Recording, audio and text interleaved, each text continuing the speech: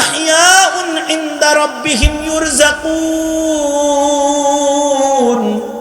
এ কারণে আল্লাহর রাসূল নিজে শাহাদাত কামনা করতেন, আল্লাহুম্মা রযুকনি শাহাদাতান ফি সাবিলিক।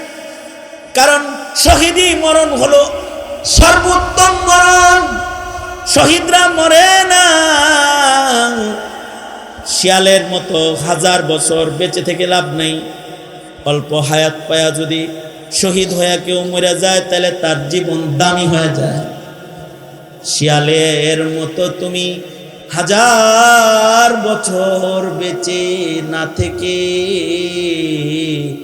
সিংহের মতো বেঁচে থাকো একদিন। শিয়ালের মতো তুমি 1000 বছর বেঁচে না থেকে সিংহের মতো বেঁচে থাকো একদিন। ওপারের ডাকে সাড়া দিয়েও অমর হয়ে তুমি রবে চিরদিন। অমর হয়ে তুমি রবে চিরদিন। আল্লাহর রাসূল বলেন শাহাদাতের দস্তরখান কিয়ামত পর্যন্ত থাকবে। আল জিহাদু মাযিন ইলা ইয়াউমিল কিয়ামা। কিয়ামত পর্যন্ত মুসলমানের ঈমান নিয়ে দুশমনরা টানাটানি করবে। কিয়ামত পর্যন্ত মুসলমানদের নবীর খাতমে নবুয়ত নিয়ে মানুষ টানাটানি করবে।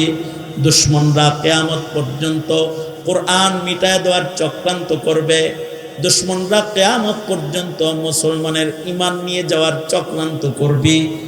জীবন দিবা ঈমান দিবা না, জীবন দিবা ইসলাম মিটে যেতে দিবা না, জীবন দিবা কিন্তু খাতমে নবুয়তকে নিয়ে যেতে দিবা না। আওয়াজ করে জোরে বলো ঠিক না বেঠিক? জোরে আওয়াজ করে বলো। এর জন্য শাহাদাতের তৈয়ারি রাখা। কারণ শহীদ হইলে যে শহীদ হয় তারও লাভ, যার সন্তান শহীদ হয় তারও লাভ। এ কারণে সাহাবায়ে কেরাম নিজের সন্তানদেরকে শাহাদাতের জন্য তৈয়ার করতেন, শিয়ালের মতো বাঁচার জন্য তৈয়ার করতেন না। আমাদের বাপ দাদারা যদি মুক্তিযোদ্ধাদেরকে তৈয়ার না করতো তাহলে আমরা স্বাধীনতার মুখ দেখতাম না। মায়েরা সন্তানদেরকে বলেছে, যা পাকিস্তানি হানাদারদের কাছে মা বোনের ইজ্জত লুণ্ঠন হওয়ার চাবিকাঠি দিস না, যা তোর মতো সন্তান দরকার নাই, মা বোনের ইজ্জত রক্ষা করা দরকার। মায়েরা বাবারা নিজের সন্তানদেরকে যোদ্ধার ভেষে সাজাইয়া হানাদারদের মোকাবেলার জন্য পাঠায় দিয়েছিল। কারণ মা বাবারাও জানতো এই সন্তানগুলা আমাকে আল্লাহর জান্নাতেও লয়ে যাবে। ওরা শহীদ হইলেও লস নাই, কারণ শহীদরা হাসরের মাঠে শাফাআত করবে।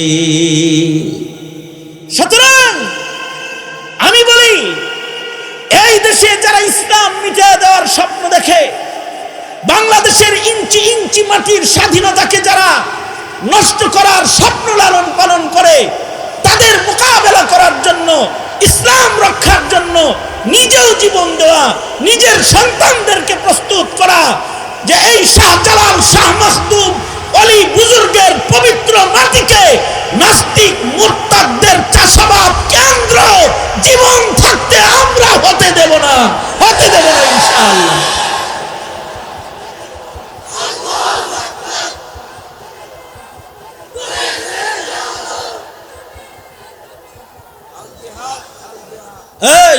এই সময়ে একটা স্লোগান, কিছু স্লোগান, ইনকিলাব মঞ্চের কিছু স্লোগান খুব জরুরি।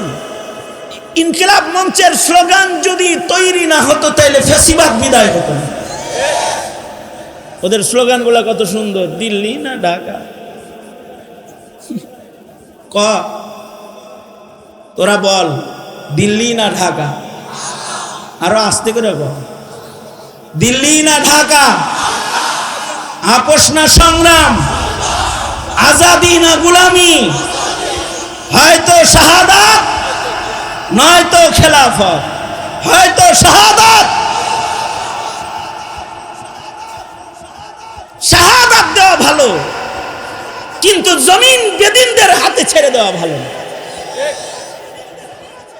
সুতরাং তুই আর থাকতে রাজি আছো? তুই ইনশাআল্লাহ জোরে কও, আরো জোরে আওয়াজ করে বলো ইনশাআল্লাহ রাজি আছো? তুই ইনশাআল্লাহ কারা কারা রাজি?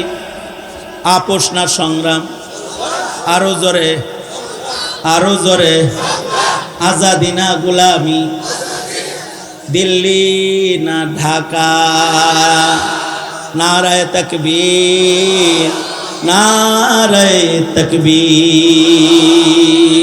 খাতমে নবুয়ত রক্ষার জন্য তৈয়ার আছি তো ইনশাআল্লাহ? কাদিয়ানীরা কি? জোরে আওয়াজ করে বলেন, আরো জোরে বলেন, জীবনের শ্রেষ্ঠ আওয়াজে বলেন কাদিয়ানীরা কি? জোরে বলেন কাফির কাফির কাফির কাফির, কাদিয়ানীরা কাফির। আমি বলবো কাফের কাফের, আপনারা বলবেন কাদিয়ানীরা কাফের কাফির কাফের। নাজরিন, প্রত্যেকটা মানুষের হায়াতের মোট 5টা ধাপ। মানুষের হায়াত শুরু হয় মায়ের পেট থেকে।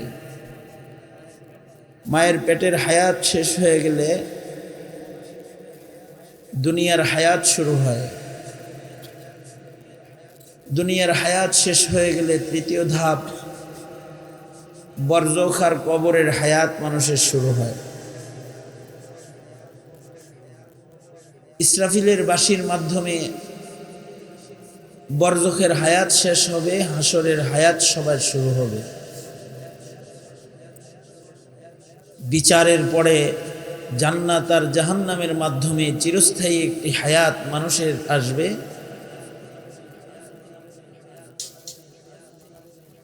যারা দুনিয়ার হায়াত সুন্দর কাটাইছে তাদেরকে আল্লাহ পাক জান্নাতের সুন্দর হায়াত উপহার দিবেন। আর যারা দুনিয়ার হায়াতকে বরবাদ করেছে তাদেরকে আল্লাহ পাক দোজকের কষ্টের হায়াত চিরদিনের জন্য আযাব হিসেবে দান করবে। নাউজুবিল্লাহ বলেন। এই মোট হায়াতের 5টা স্তর, 5টা ধাপ। মায়ের পেটের হায়াতটা কার কয়দিন হবে এটা নির্ধারণকারী, নির্বাচনকারী কে? জোরে আওয়াজ করে বলেন। দুনিয়ার হায়াত কার কয়দিন হবে এটার নির্বাচন, নির্ধারণকারী কে?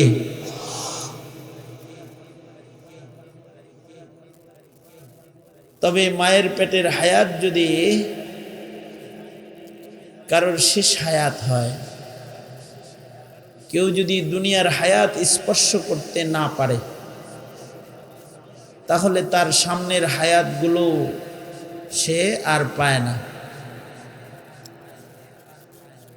যারা দুনিয়ার হায়াত স্পর্শ করে তারা সামনের হায়াতগুলো তারা পায়।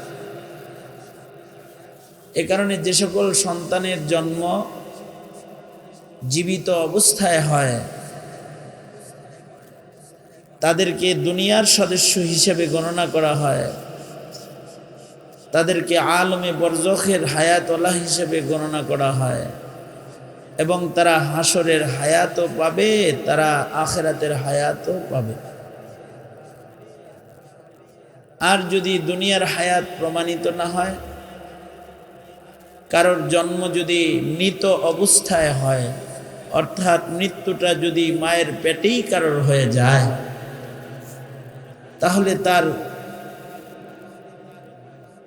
তাকে আর মানুষ হিসেবে গণনা করা হয় না, দুনিয়ার সদস্য হিসেবে গণনা করা হয় না, তাকে আবর্জনা হিসেবে গণনা করা হয়, তাকে ময়লা হিসেবে ফেলে দেয়া হয়। আর যদি দুনিয়ার হায়াত প্রমাণিত হয়, সে যদি জন্মের কয়েক মিনিট পরেও মৃত্যুবরণ করে, তথাপি তাকে দুনিয়ার সদস্য হিসেবে গণনা করে তার একটা নাম রাখা হয়। দুনিয়ার মানুষ তার হক আদায় করে তার জানাজায় শামিল হয়, তাকে ওযু গোসল দিয়ে জান্নাতি লিবাস পরায়ে বরজখের মাইয়িত হিসেবে মুসলমানদের কবরস্থানে তাকে দাফন করা হয়। হাসরের মাঠেও সে আল্লাহর আদালতে দাঁড়াবে এবং মুসলিম ঘরের সন্তান হলে সে বিনা হিসাব আল্লাহর জান্নাতে প্রবেশ করবে। বিনা হিসাব যে জান্নাতে যাবে তার কারণ কি? তার কারণ হলো তার হায়াতে কোনো গুনাহ নাই, সে মাসুম অবস্থায় মৃত্যুবরণকারী, তার আমল নামা পুত পবিত্র। আর যদি কবরেই মায়ের পেটের ভেতরেই কেউ মারা যায় তাইলে আর তাকে নাম রাখা হয় না। এ কারণে ফকিহদের মাসআলা হলো, জন্মের পরে যদি কোনো সন্তানের কান্নার আওয়াজ পাওয়া যায় তাহলে বাচ্চার কান্নার আওয়াজ পেলে দুনিয়ার হাজিরা নিশ্চিত হয়ে যায়। মানে তার কান্নাটা হলো আল্লাহুম্মা লাব্বাইক, আল্লাহ আমি কিন্তু দুনিয়ায় এসে পড়েছি। তার কান্নাটাই একটা হাজিরা। মার পেটে কে কয়দিন থাকবে এটাও আল্লাহ নির্ধারণ করেন। কেউ 7 মাস, কেউ 8 মাস, কেউ 9 মাস, কেউ 10 মাস। সুবহানাল্লাহ বলার একটা স্পেস তৈরি করে দিই আমি আপনাদেরকে। পৃথিবীতে এমনও মানুষ আসছে যারা মায়ের পেটে 2 বছর ছিলেন, যেমন ইমামে শাফিঈ রহমাতুল্লাহ আলাইহি। আর একটু ভালো করে সুবহানাল্লাহ কর, আর একটা স্পেস তৈরি করে দিই, ভালো করে সুবহানাল্লাহ ডাকুন। কিলা বলা হয় ইমাম শাফিঈ রহমাতুল্লাহ আলাইহি মার পেটে 2 বছর যে ছিলেন, এই 2 বছরে মার পেটে ওনার 2টা দাঁত হয়েছিল। 2 বছর ওনাকে মায়ের পেটে রেখেছেন কে? জোরে আওয়াজ করে বলেন, কে রাখলো? ওখানে পাললো কে?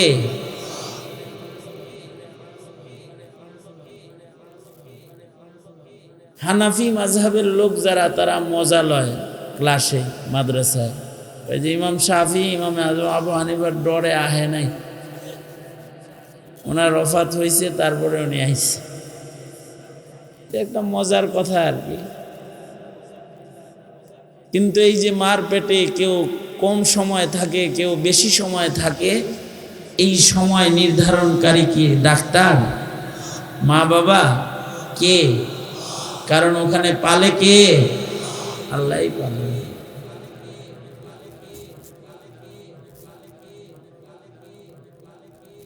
দুনিয়ায় আসার সাথে সাথে তার হায়াতটা কাজে লেগে যায়। যদি শুধু কান্নার আওয়াজও পাওয়া যায় তাহলে সে দুনিয়ার সদস্য হিসেবে গণিত হয়ে যায়। এ কারণে যে সকল বাচ্চার কান্নার আওয়াজ পাওয়া যায় তাদের নাম রাখা হয়, তাদের জানাজা হয়, তাদেরকে মুসলিম কবরস্থানে বরজখের মাইয়িত হায়াত হিসেবে, হায়াতওয়ালা হিসেবে দাফন করা হয় এবং তারা বিনা হিসাব আল্লাহর জান্নাতের হায়াতটাও পাবে ইনশাআল্লাহ। তারা জান্নাতে যাবে, একা যাবে না। হাদিসে আছে তারা তাদের মা বাবাকে সহ আল্লাহর জান্নাতে চলে যাবে। তারা আল্লাহকে বলবে, আল্লাহ আমরা যে পিতামাতার কারণে জান্নাত পাইলাম, ওই মা বাপ না দিলে আমরা একা জান্নাতে যাব না। এই কথা ওরা বলবে। এই কারণেই হাকিমুল উম্মত মুজাদ্দিদুল মিল্লাত আশরাফ আলী থানভী রহমতুল্লাহ আলাইহি বলেছেন, কারোর যদি ছোট বাচ্চা মারা যায় তাকে তোমরা তিরস্কার করো না। অনেক সময় গ্রামে গঞ্জে যেই পুত্রবধূর বাচ্চা মারা যায় তারে শ্বশুর শাশুড়িরাও লানত মালামত করে আর বলে যে দুন্নসিনা কপাল পুরা একটা দৈরা আনছিলাম, এটার খালি বাচ্চা হয় আর মরে, দাদি ডাক শুনতে পারলাম না। হযরত থানভী বলেন, এমনটি তিরস্কার কখনো যাদের সন্তান মারা যায় তাদের কেউ করবে না।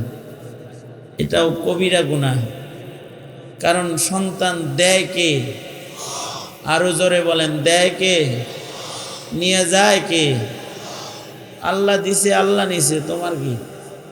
বরঞ্চ যার সন্তান মারা গেছে সে খুশনসিব এক পিতামাতা, তার জান্নাতে যাওয়ার একটা গাড়ি রেডি হয়েছে, কারণ এই বাচ্চারা তার মা বাবাকে জান্নাতে নিয়ে যাবে। আমাদের বাংলাদেশের একজন বড় আলেম ছিলেন, ফকিহুল মিল্লাত মুফতি আব্দুর রহমান রহমতুল্লাহ আলাইহি। ওনার এক ছাত্র 3-4টা বাচ্চা মরে গেছে। তাইসা হুজুরের কাছে কান্নাকাটা করতেছে আর আফসোস করতেছে, হুজুর আমার বাচ্চা আর মরে, এটি বাঁচে না, দুঃখে বাঁচি না।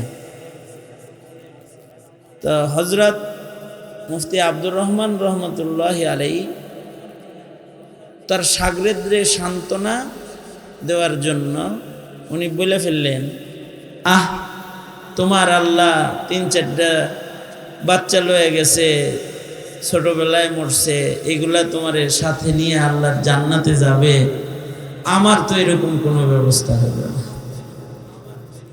এটা আসলে শাগরেদ যেন হাই হুতাশ না করে, তাকে সান্ত্বনা দেওয়ার নিমিত্তে এই কথা বলেছেন।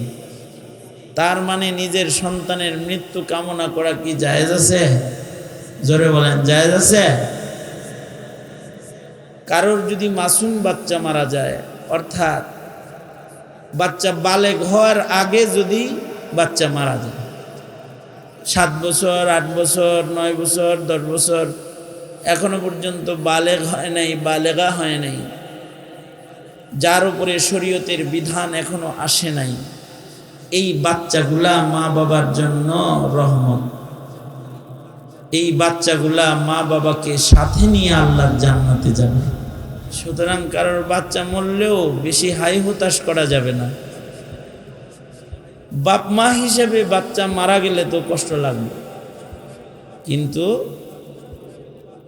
সবর করতে হবে, কারণ এটা এই বাচ্চাগুলা জান্নাতে যাওয়ার সামান হবে হাসরে।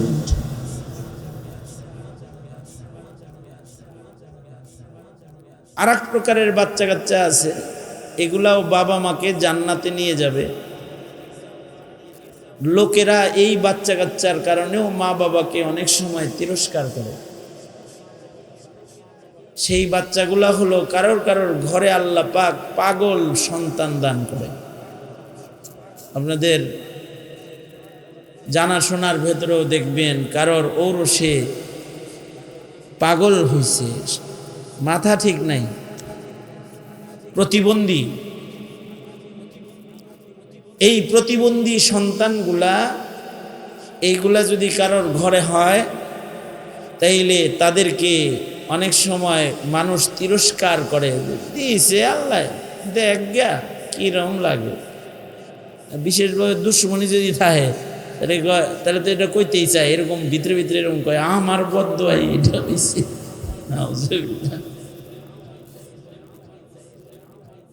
তো এরকম কারোর ঘরে যদি পাগল সন্তানের জন্ম হয়, তাদেরকেও তিরস্কার করা নিষেধ। কারণ পাগলের কোনো শরীয়ত নাই, পাগল শরীয়তের বাধ্যবাধকতা নাই, পাগলের নামাজ নাই, পাগলের রোজা নাই। পাগল যদি জীবনে 1 ওয়াক্ত নামাজ নাও পড়ে, পাগল যদি জীবনে কোনোদিন একটা রোজা নাও রাখে, তাও ও আল্লাহর জান্নাতে চলে যাবে। কারণ পাগল এরা শরীয়তের বাধ্যবাধকতার আওতার ভেতরে না। আমার আপন ছোট ফুফুর একটা ছেলে আছে, আমার বড় ফুফা অনেক বড় আলেমী দ্বীন ছিলেন, মানিকগঞ্জের সবচেয়ে বড় আলেম ছিলেন, মুফতি আব্দুল বাতেন রহমতুল্লাহ আলাইহি। মুফতি আমিনী রহমতুল্লাহের খাস শাগরেদদের, প্রথম জমানার শাগরেদদের, শেখুল হাদিস রহমতুল্লাহের প্রথম যুগের শাগরেদদের একজন ছিলেন। তো ওনার একটা বাচ্চা, আমার ফুফাতো ভাই, ওর নাম নুরুল্লাহ। পাগলরেও যে কিছু শিখাইলে শিখে, আকল মোটেই নাই, এরপরেও কিছু জিনিস আমার ফুফা তাকে এমনভাবে শিখাইছে, যেমন সতর ঢাকা। শরম যেন কেউ না দেখে। ছোটবেলা থেকেই ওর তো মেন্টাল শিক্ষা দিছে যে এইটাকে শরম যেন কেউ না দেখে। কথা বলতে পারে না, কিন্তু ওকে মসজিদে যাওয়া শিখাইছে। আল্লাহর ঘর, আল্লাহর কাছে থাকতে হবে। এবং আমার ফুফা বলতেন যে আমার এই নুরুল্লাহকে কষ্ট দিলা, সে আমাকে কষ্ট দিলা, আর যে নুরুল্লাহকে খুশি করলা সে আমাকে খুশি করলা। আমি আল্লাহকে বলবো, আল্লাহ আমার এই পাগল সন্তানের অত্যাচার ও সহ্য করছে, ওর কিছু অত্যাচার আপনি সহ্য করে ওরে মাফ করে দেন। এটা বলবো, এটা বড় কথা। আমি এক এলাকায় মাহফিলে গেছি, তো এক বাপ তার প্রতিবন্ধী পাগল সন্তান আমার কাছে নিয়ে আসছে। এনে আমারে কয়, হুজুর ফু দেন। ছেলেটা দেখতে খুব সুন্দর, কিন্তু আমিও হাত ধরে টান দিছি আমার কোলে বসাইতে। পাগল কি আর হুজুর চিনে? ও তো আমার নাকে মুখে কয়েকটা বসাই দিছে। ওর যত শক্তি আছে সব শক্তি দিয়েই কিল ঘুষি ধুমধাম আমার কয়েকটা মেরে দিছে। ওর বাবার মনে ভয়, ছেলেটাকে ফু দিতে আনলাম আর ছেলে কিনা হুজুর এরকম মারল সবার সামনে। তাড়াতাড়ি ছেলে লয়ে গেছে ভাই, আবার জলদি ছেলেটাকে দিয়া আসছে। আইসা আমার হাত ধরছে, হাত ধরে আমারে কয়, হুজুর আমার সন্তানটারে মাফ করে দেন, আমাকেও মাফ করে দেন। আমি ওনাকে বললাম, আপনার সন্তানরে আমি মাফ না করলেও কিছু হইব না, কারণ ওরে আল্লাহ এমনিই মাফ করে দিচ্ছে। কারণ ওর তো আকলই নাই, ওরে তো আল্লাহ এমনিই মাফ করে দিচ্ছে।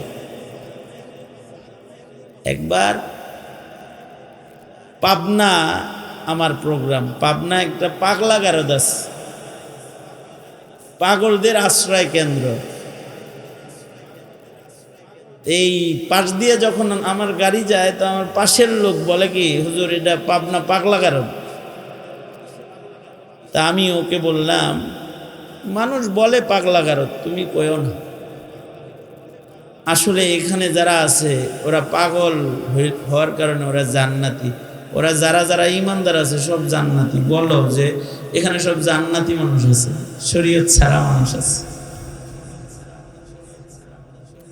কারণ ওরা আল্লাহর পক্ষ থেকে মজনুন, পাগল। এইটা মনে করে অনেকে পাগল সাজে, আবুল সরকারের মতো আউল বাউল পাগল বেশ, আউলা কেশ, জট চট শিকল তালা বাবা, এগুলো সাইজা গাঞ্জা খায়া পাগল হয়ে যায়। এটা মনে রাখতে হবে, পাগল যদি আল্লাহর পক্ষ থেকে কেউ হয়ে যায়, তাহলে সে তো শরীয়তের হুকুমের বিধিবিধানের বাইরে চলে যায়। কিন্তু কেউ যদি পাগলের ভাব ধইরা কোরআন সুন্নাহ ইসলাম বিদ্বেষী কথা কয়, ও নাস্তিক মুরতাদ হয়ে যায়।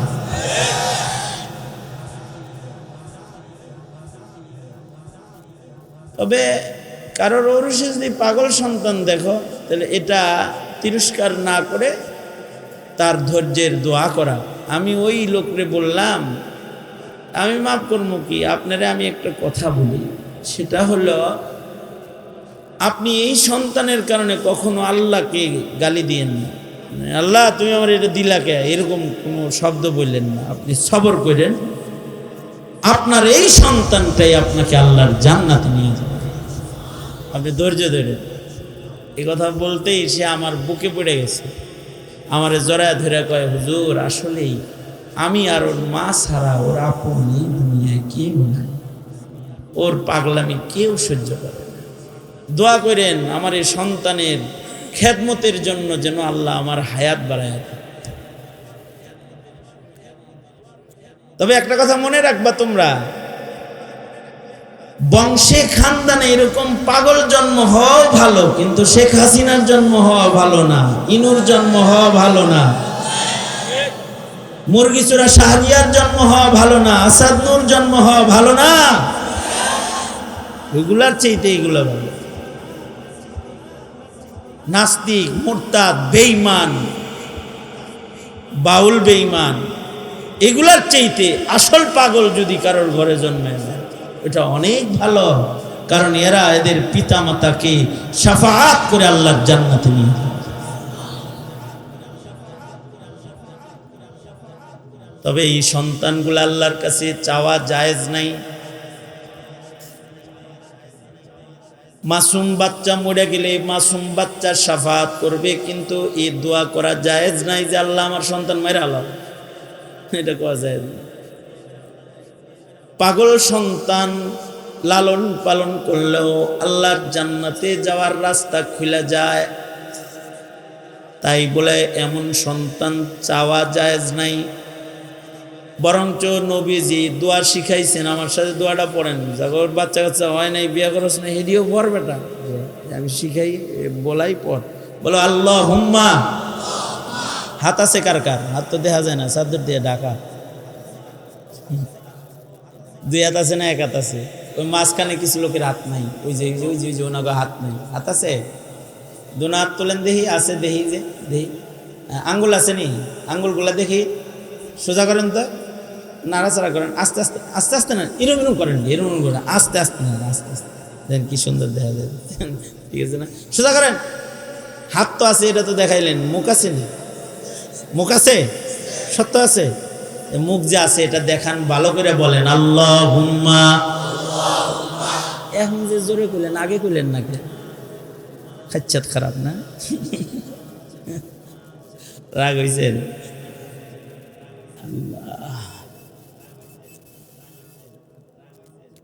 জোরে আওয়াজ করে বলেন আল্লাহুম্মা ইন্নী আউযু বিকা মিন ওয়ালাদিন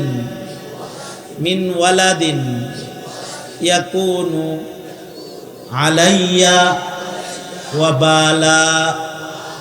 আল্লাহুম্মা ইন্নী আউযু বিকা মিন ওয়ালাদিন ইয়াকুনু আলাইয়া ওয়াবালা। বিয়া করস নাই কারা কারা? হাই, বিয়া করা মনে কি আজকে? বিয়া করো নাই কারা কারা? হাত তোলে।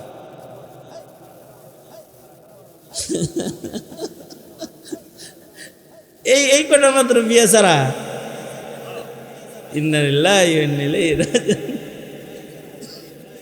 তাহলে আর একটা দোয়া পড়েন আমার লগে, বলেন আল্লাহুম্মা ইন্নী আউযু বিকা মিন ইমরাআতিন।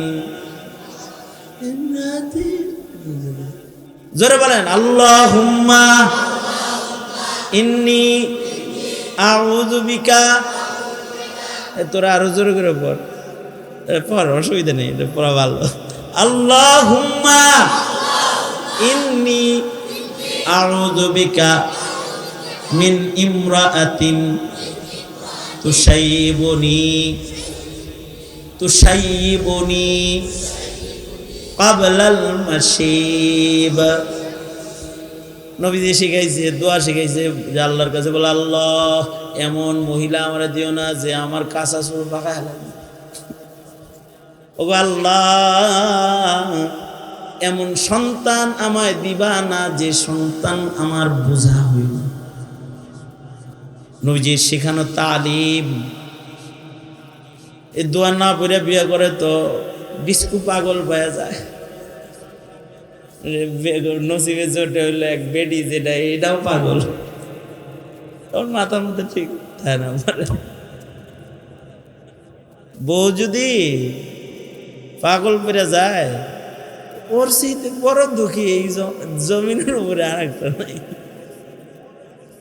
দোয়া কালাম কইরো বিয়ার আগে ভালো করে। আল্লাহুম্মা ইন্নী আউযু বিকা মিন ইমরাআতিন তুসাইয়িবুনি ক্বাবলাল মাশিব। কেন এই দোয়া পড়বা? কারণ সব বিবিরা স্বামীদের কথা শোনে না। যারা স্বামীদের কথা শোনে না, এই মহিলাগুলোর জ্বালায় পুরুষগুলো তাড়াতাড়ি বুড়া হয়ে যায়, তাড়াতাড়ি এদের চুলদাড়ি পেকে যায়। মনে মনে ভাবতেছে, হুজুর আপনার ডিপাগুলো কেমনি? আমার গুলো ভাবছে হাসিনার জ্বালায়।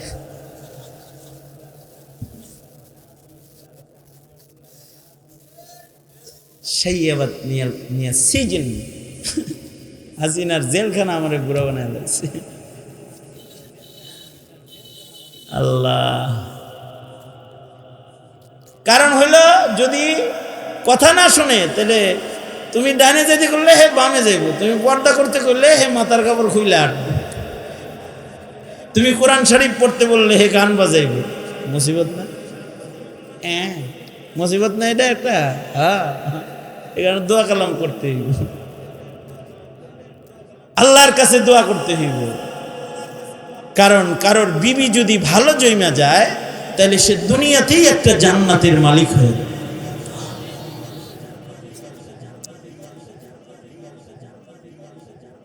এক লোকের বউ মরছে, বউ মইডা অনেক সময় নদীর ঘাটে, আগের যুগে নদীতে নাইমা অনেক সময় গোসল করতে যায়, ওই মনে করো যে কিছুতে টান দিছে বা মরে টরে গেছে, তো এক লোকের বউ নদীতে যায় টান টুন খেয়ে মরে গেছে।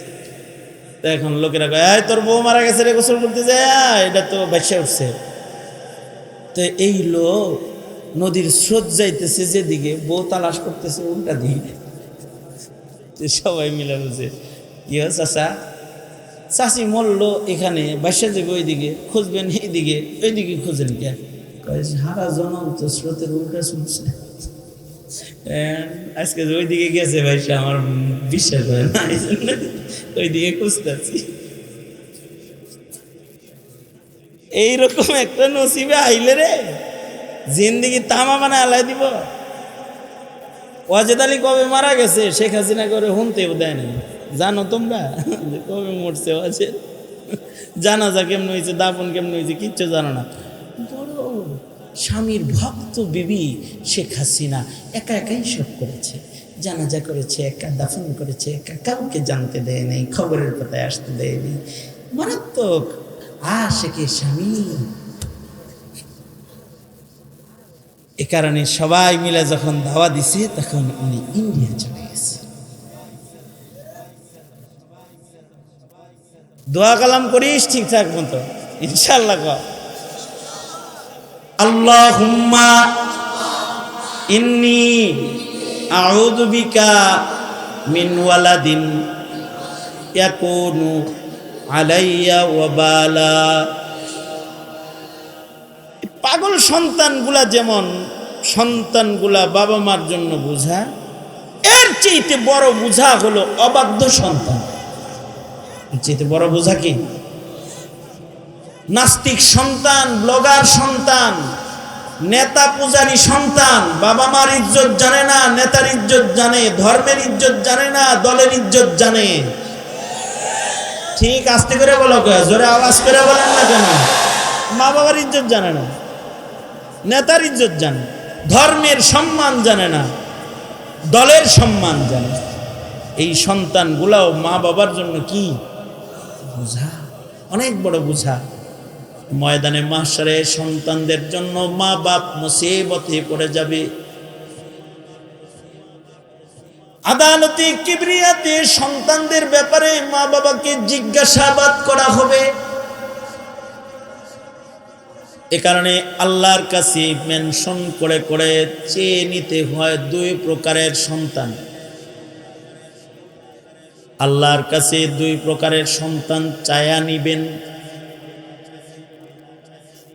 এক প্রকারের সন্তান হলো যাদের পাগড়ি বেচাইলাম, আলেমী দ্বীন, হাফিজুল কোরআন। আলেম সন্তান আল্লাহর কাছে চাইবেন, বলবেন আল্লাহ আমার খানদান, আমার নসলের ভেতরে তুমি আলেম হাফেজ দান করো। যদি কারোর খানদানে আলেমী দ্বীন জন্ম হয়ে যায়, কারণ আগের যুগের মানুষরা নবী চাইতো, যেমন ইব্রাহিম আলাইহিস সালাম কাবা ঘর নির্মাণ করে আল্লাহকে বলে আল্লাহ আমার ইসমাইলের খানদানে বিশ্ব নবীকে তুমি পাঠাও। এটা দোয়া করছে।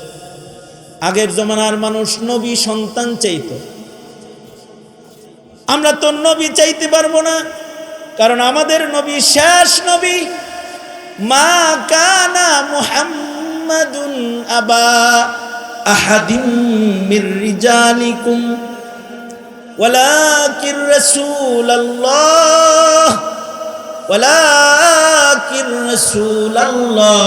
ওয়া খাতামান নাবিয়্যিন। আমাদের নবীজি শেষ নবী, কিয়ামত পর্যন্ত আর কোন নবীর আগমন দুনিয়াতে ঘটবে না।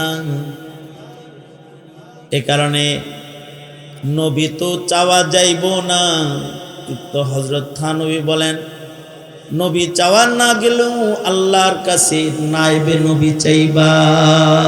আল্লাহু আকবার বলেন। কারণ বংশে এমপি, মন্ত্রী, চেয়ারম্যান, মেয়র, নেতা জন্মাইল, এইটা সাআদাত হবে না, বরঞ্চ নেতা যদি ইনসাফওয়ালা না হয় এটা মা বাবার বেইজ্জতির কারণ হয়। যেমন আমি একটা দৃষ্টান্ত শুধু পেশ করি। 5 আগস্টের পরে আমি নিজের চোখে ভিডিও দেখেছি, সব করছি, আমি দেখছি, ভিডিও দেখছি। আপনারা দেখছেন? আপনারা দেখছেন? ঠিক করেন না, ঠিক করেন না, দেখছেন? দেখছেন মূর্তি ভাঙছে, মূর্তির উপরে পেশাব পর্যন্ত করছে। বঙ্গবন্ধু কি এত খারাপ কেউ ছিল যে যার মাথায় পেশাব করতে হবে বেটা?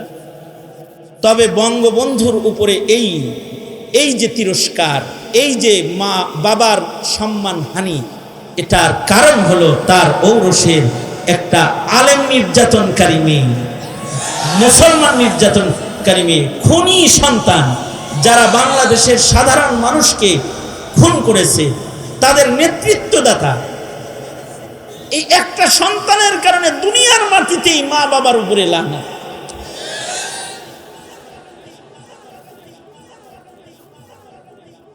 তবে কারণ ঔরসে যদি এরকম একজন হাফিজুল কোরআন, যার সিনার মধ্যে 30 পারা কোরআন, এমন একটা সন্তান যদি কারোর খানদানে জন্ম হয়ে যায়, নিজের ছেলেদের ভেতরে হয় নাই তো ছেলের গলের ছেলের ভেতরে হয়েছে, অর্থাৎ হাফেজের দাদা হয়েছে, অথবা মেয়ের ঘরের সন্তানের ভেতরে কেউ হাফিজুল কোরআন হয়েছে, নানা হয়েছে, অথবা তার খানদানে আরো দূরে যায় একজন আলেমী দ্বীন জন্ম হয়েছে, তো আল্লাহর রাসূল বলেন, সুবহানাল্লাহ বলার লেগে রেডিও ভালো করে সুবহানাল্লাহ কইবেন, আগেও কইছেন বহুত, আজকে ভালো করে কইবেন। একজন হাফিজুল কোরআন ও রাসূল বলেছেন এমন 10 জনকে শাফাআত করে আল্লাহর জান্নাতে প্রবেশ করাবে, কুল্লুহুম কাদ ওয়াজাবাত লাহুন নার, যাদের পাপের কারণে দোজখ ওয়াজিব হয়ে গিয়েছিল, খানদানের এমন 10 জনকে টেনে সে আল্লাহর জান্নাতে শাফাআত করে ঢুকায়া দিবে। এটা তো সর্বনিম্ন হাফিজুল কোরআন হইল। আর যদি আলেম হয় তাইলে নবীদের শাফাআত যেমন বিস্তৃত, আলেমদের শাফাআতও বিস্তৃত। জানা নাই ইমামে আজম আবু হানিফা কত মানুষরে শাফাআত করবে যারা তার মাসালা আমল করেছে। না জানি ইমাম শাফি কতজনকে শাফাআত করবে, না জানি শাইখুল হাদিস আল্লামা আজিজুল হক কত মানুষের শাফাআত করবে, না জানি শাইখুল ইসলাম আল্লামা আহমদ শফি কত মানুষকে শাফাআত করবে। আলেমরা তো হিসাব সারা মানুষকে আল্লাহর জান্নাতে শাফাআত করে ঢুকায় দেবে। আল্লাহর রাসূল বলেন, আলা রাসূলুল্লাহি সাল্লাল্লাহু আলাইহি ওয়াসাল্লাম ইয়াশফাউ ইয়াউমাল কিয়ামাতি আল আমবিয়া। নবীজি বলেন ময়দানে মাহশারে নবীরা উম্মতের জন্য শাফাআত করবে, আর ওয়াল উলামা, নবীজি বলেন আমার উম্মতের আলেমরা আমার উম্মতের জন্য শাফাআত করবে। কারণ কি, মানুষের আলেমদের সাথে একটা সম্পর্ক আছে। এই মাদ্রাসার মুহতামিম সাহেব গোপনে 20,000 টাকা দিয়ে গেছে, আর বলছে আমার নামটা বললেন না, কিন্তু ময়দানে মাহশারে আল্লাহ তাআলা এই আলেমটাকে দাঁড় করায় বলবে তোর কাছে টাকা দিছিল না? কেউ জানে না, আমি জানি আর তুই জানোস, শাফাআত কর আমার কাছে। ও আমার নবীকে ভালোবাসতো, ও আমার কোরআনকে ভালোবাসতো। আল্লাহু আকবার, জোরে করে বলেন আল্লাহু আকবার। বলবে এই মূর্খ লোকটা 5 বেলা তোর পিছনে নামাজ পড়ছে না, ঈশা ও কেরাত পারতো না, তাই কেরাতুল ইমাম কেরাতুল লিল মুসাল্লি, জামাত ছাড়া 1 ওয়াক্ত নামাজ পড়ে নাই, তোর পিছে পড়ছে। তুই বলস না যে হ্যাঁ আমার পিছে নামাজ পড়ছে, যদিও আজকে সে নামাজের মাসাইল পারে না, কেরাত পারে না, তোর পিছে নামাজ পড়েছে, তুই সাক্ষী দিলি, তাই ওকে আমি জান্নাত দিলাম। ইয়াশফাউ ইয়াউমাল কিয়ামাতি আল আম্বিয়া। এ কারণে আল্লাহর কাছে বলবেন, আল্লাহ আমরা আমাদের রক্তের মধ্যে আলেম সন্তান চাই। আমিন বলেন, আমিন বলেন, আমিন বলেন, আওয়াজ করে বলেন ইয়া আল্লাহ, আমাদের খানদানে আলেম সন্তান চাই, আমাদেরকে আলেম সন্তান দান করেন। চিল্লায়া জোরে আওয়াজ করে বলেন আমিন, আরো জোরে আওয়াজ করে বলেন আমিন। আলেম দ্বীন, কারণ তারাই তো মাসাইল বলবে, জায়েজ না জায়েজ বলবে, মানুষের জান্নাত দেখাবে, জাহান্নাম দেখায় দিবে, মানুষের হালাল দেখাবে, হারাম দেখাবে। আর হাকিমুল উম্মত থানবী বলেন আল্লাহর কাছে শহীদ সন্তান চাইলাম। যেমন শরীফ উসমান হাদি শহীদ, আবু সাইদ শহীদ, মুগ্ধ শহীদ, মোদী বিরোধী আন্দোলনে যারা জীবন দিয়েছে ওরা শহীদ, শাপলা চত্বরে যারা রক্ত দিয়েছে ওরা শহীদ। শহীদ কারণ ঔরসে যদি শহীদ সন্তান হয়, কারণ একটা সন্তান যদি দেশের জন্য, দ্বীনের জন্য, ইমানের জন্য, ইসলামের জন্য জীবন দেয়, তাহলে শহীদরা কিন্তু আজব মাইত। সাধারণ মানুষের হায়াতের স্তর 5টা, মনে আছে প্রথম বলেছি, কিন্তু শহীদের হায়াতের স্তর 1টা। শহীদরা মার পেট থেকে যেমন জীবিত আইছে দুনিয়ায়, শাহাদাত বরণ করার কারণে ঠিক তেমন জীবিত যায় কবরে, কবর থেকে এরা জীবিত উঠবে হাসরে, হাসর থেকে জীবিত যাবে বিনা হিসাব আল্লাহর জান্নাতের ভিতরের হায়াতে।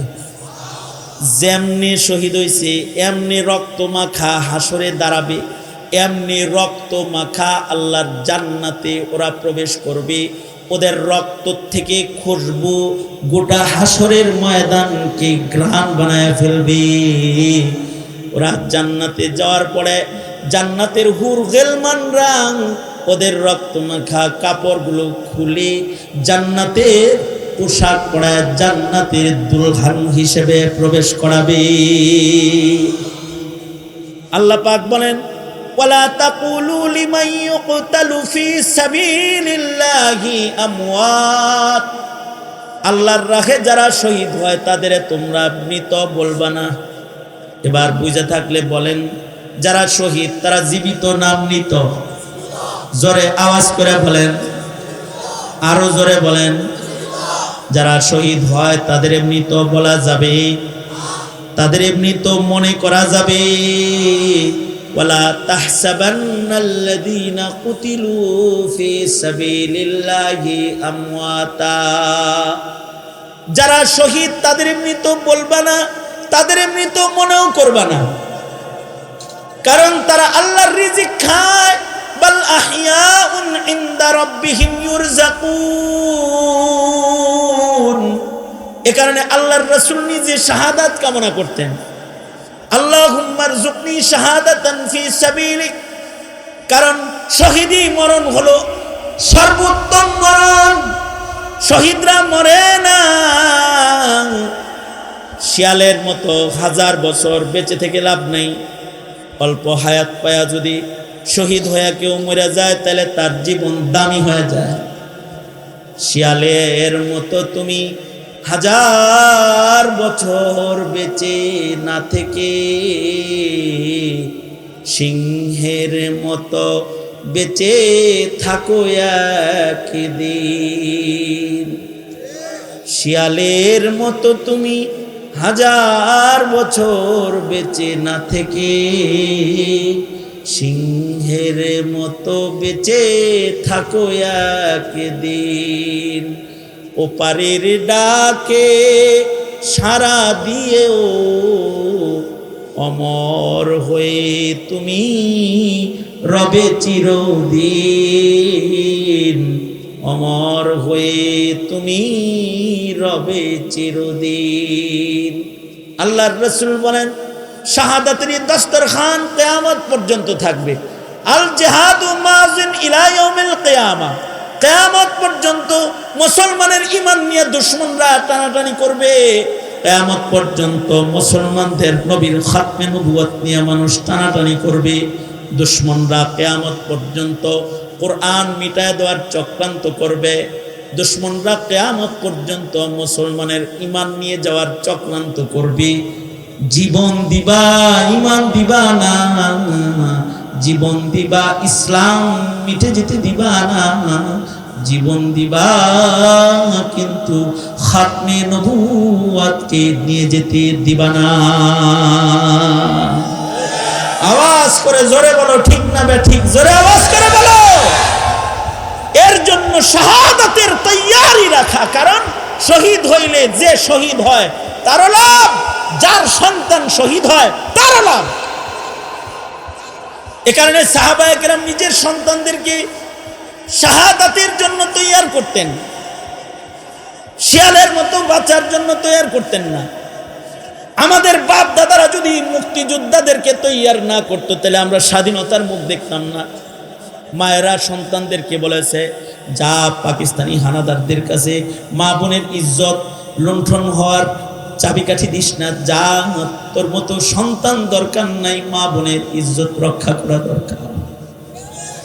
মায়েরা বাবারা নিজের সন্তানদেরকে যোদ্ধার ভেষে সাজাইয়া হানাদারদের মোকাবেলার জন্য পাঠায় দিয়েছিল, কারণ মা বাবারাও জানতো এই সন্তানগুলা আমাকে আল্লাহর জান্নাতেও লয়ে যাবে। ওরা শহীদ হইলেও লস নাই, কারণ শহীদরা হাসরের মাঠে শাফাআত করবে। সুতরাং আমি বলি, এই দেশে যারা ইসলাম মিটিয়ে দেওয়ার স্বপ্ন দেখে, বাংলাদেশের ইঞ্চি ইঞ্চি মাটির স্বাধীনতাকে যারা নষ্ট করার স্বপ্ন লালন পালন করে, তাদের মোকাবেলা করার জন্য, ইসলাম রক্ষার জন্য নিজেও জীবন দেওয়া, নিজের সন্তানদেরকে প্রস্তুত করা, যে এই শাহজালাল শাহ মাহতুব অলি বুজুর্গের পবিত্র মাটিকে নাস্তিক মুরতাদদের চাষাবাদ কেন্দ্র জীবন থাকতে আমরা হতে দেব না, হতে দেব না ইনশাআল্লাহ।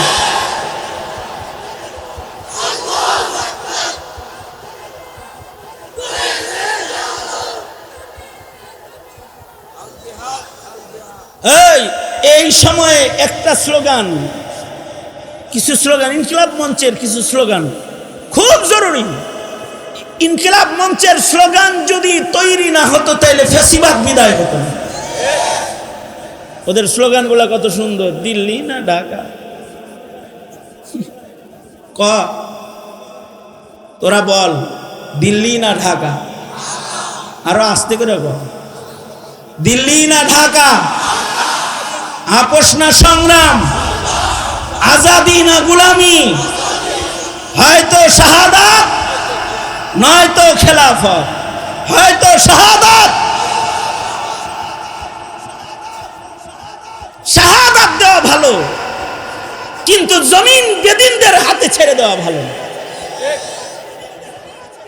সুতরাং তৈয়ার থাকতে রাজি আছো তো ইনশাআল্লাহ? জোরে কও, আরো জোরে আওয়াজ করে বলো ইনশাআল্লাহ। রাজি আছো তো ইনশাআল্লাহ? কারা কারা রাজি? আপোষ না সংগ্রাম, আরো জোরে, আরো জোরে, আজাদি না গোলামি, দিল্লি না ঢাকা, নারায়ে তাকবীর, নারায়ে তাকবীর। খাতমে নবুয়ত রক্ষার জন্য তৈয়ার আছি তো ইনশাআল্লাহ? কাদিয়ানীরা কি? জোরে আওয়াজ করে বলেন, আরো জোরে বলেন, জীবনের শ্রেষ্ঠ আওয়াজে বলেন, কাদিয়ানীরা কি? জোরে বলেন। বলেন কাফির কাফির কাফির কাফির, কাদিয়ানীরা কাফির। আমি বলবো কাফের কাফের, আপনারা বলবেন কাদিয়ানীরা কাফের। কাফির কাফির